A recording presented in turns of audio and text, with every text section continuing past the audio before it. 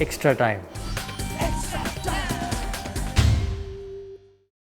What would it mean to you to get to that three-figure landmark on home soil for the first time?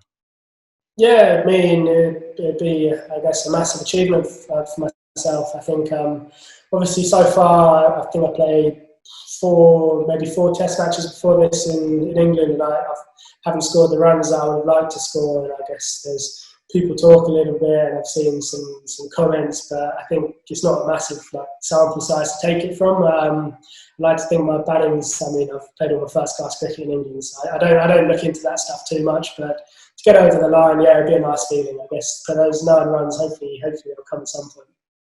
And I guess as well, you know, when you're dreaming of scoring big runs at home, in your mind you've got, you know, family and friends sat in the stand somewhere, and you can just turn to them, got some tickets for them, but obviously it would be a bit different tomorrow. How do you think that changes it at all in your mind, and but will it be just as special? Yeah, I don't want to talk about it too much yet, because I haven't got that.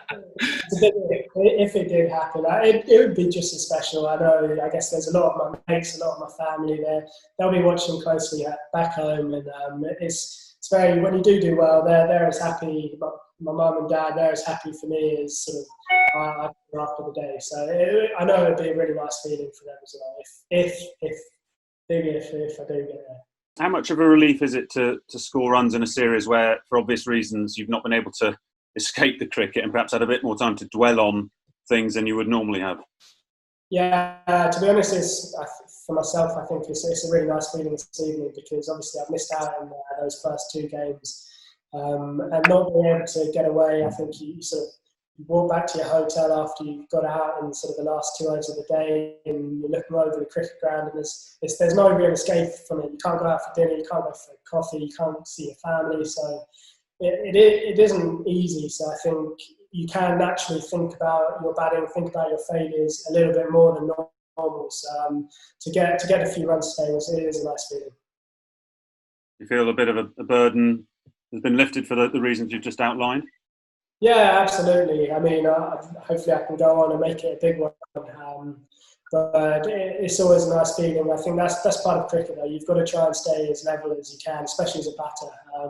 There's as many bad days as there's good days, even for the best in the world. So you've got to try and deal with those bad ways in the best way possible. Just, in my mind, you've got to try and stay level, which is what I'm trying to get better at.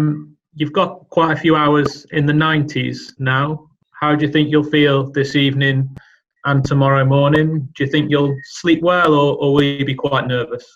Happier than I was when I chopped on for 12, to be honest. But I don't know, obviously you want to get your 100. I'll try and just switch off from it for the evening. Try sort of put a film on, maybe take a sleeping tab just before bed to help me hit the hay, and hopefully it doesn't rain all day tomorrow, so hopefully we have a chance to get out there and put on a few more runs, and hopefully it's not too long. Hit the subscribe option and the bell icon to get all the exclusive sports videos on Extra Time.